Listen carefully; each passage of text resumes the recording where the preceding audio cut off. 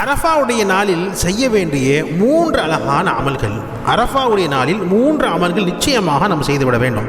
முதலாவது அமல், அரஃபாவுடைய நாளில் நோன்பு நோற்க வேண்டும். இந்த அரஃபாவுடைய நாளில் நாம் நோன்பு நோற்கக்கூடிய சிறப்பு என்னவென்று சொன்னால், ரசூல் ஸல்லல்லாஹு அலைஹி வஸல்லம் சொல்கிறார்கள், அரஃபா நோன்பு அது கடந்து போன ஓராண்டு மற்றும் எதிர்வரும் ஓராண்டு நிகழும் சிறு பாவங்களுக்கு பரிகாரமாக அமையும் என்று ரசூல் ஸல்லல்லாஹு அலைஹி வஸல்லம் சொன்னார்கள்.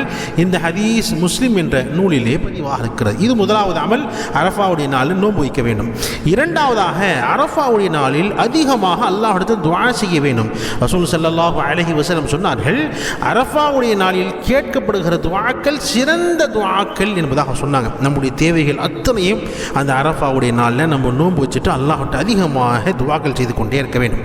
மூன்றாவது, இந்த அரஃபாவுடைய இந்த கலிமாவை நாம் அதிகமாக ஓத வேண்டும். இந்த துஆவை ரசூல் ஸல்லல்லாஹு அலைஹி வஸல்லம் கற்றுக் கொடுத்திருக்காங்க. இந்த அரஃபாவுடைய நாளில் அதிகமாக ஓதுங்க என்பதாக சொன்னாங்க. என்ன துஆ?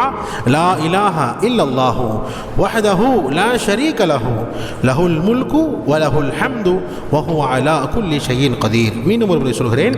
லா இலாஹா இல்லல்லாஹு வஹ்தஹு லா ஷரீக லஹு லஹுல் முல்கு வ லஹுல் ஹம்து வ ஹுவ அலா குல்லி ஷைஇன் கதீர். இந்த கலிமாவுடைய பொருளை பாருங்க. லா இலாஹா இல்லல்லாஹ் அப்படின்னு சொன்னா, வணக்கத்திற்கு தகுதியானவன் அல்லாஹ்வை தவிர வேறு யாரும் இல்லை.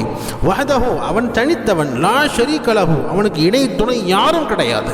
லஹுல் முல்கு, அரசாட்சி அவனுக்கே உரியது. வலஹுல் ஹம்து, எல்லா புகழும் அல்லாஹ் ஒருவனுக்கே உரியது.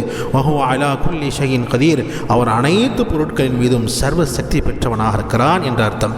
எனவே இந்த அரஃபாவுடைய நாளில் 3 அமல்கள் நாம் அனைவருமே செய்ய வேண்டும். முதலாவது, ஒரு நோன்பு நோக்க வேண்டும் அரஃபாவுடைய நாளில், அதாவது தில்ஹிஜ்ஜா பிறை 9 அன்று அரஃபாவுடைய நோன்பு நோக்க வேண்டும். அதே நாளில் நாம் அதிகமாக துஆ செய்ய வேண்டும்.